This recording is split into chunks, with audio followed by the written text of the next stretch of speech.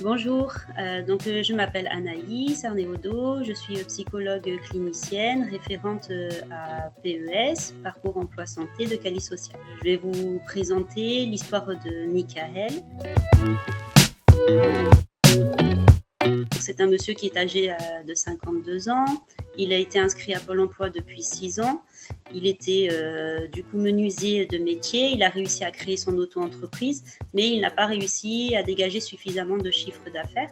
Et petit à petit, il a pu être de plus en plus isolé.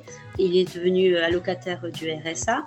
Il possède une RQTH, mais l'allocation adulte handicapé lui a été refusée. Monsieur va se présenter dès le premier entretien avec le masque, mais il va très rapidement expliquer que c'est pas forcément vis-à-vis de la Covid, mais en fait il avait été voir un dentiste parce qu'il avait un écart au niveau des dents et par une méprise, une mécompréhension, le dentiste lui a enlevé toutes les dents. Michael va être orienté vers un kinésithérapeute qui va lui permettre justement de retrouver le sentiment d'intégrité de son corps.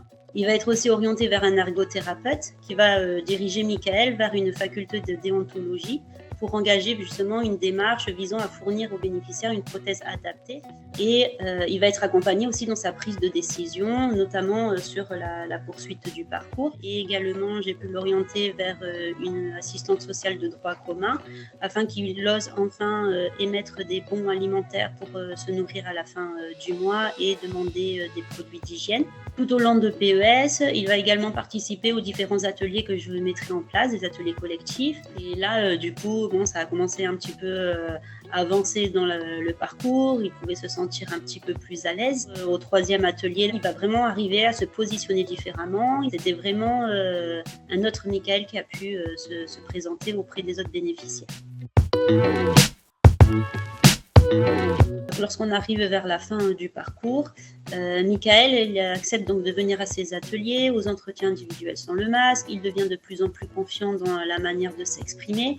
Il va réussir à envoyer des candidatures et il arrive même à se voir proposer des entretiens de recrutement. Donc il va vraiment remercier aussi la CIP pour tout cet accompagnement parce qu'en 6 ans, c'est la première fois qu'on peut l'appeler pour lui proposer de travailler. Il va pouvoir réouvrir ses droits auprès de la CAF, donc en maintenant le RSA, en demandant l'APL dans son nouvel appartement. Il a pu reprendre contact avec un médecin traitant pour faire un bilan médical et il accepte plus volontiers de parler de ses difficultés. Il regrette que l'accompagnement arrive sur la fin, mais il est très satisfait de tout l'engagement qu'il a pu mettre en place, les investissements, qu'enfin il y a une structure qui a pu entendre et l'accompagner au mieux dans ses démarches et reconnaître vraiment ses problématiques dans son ensemble.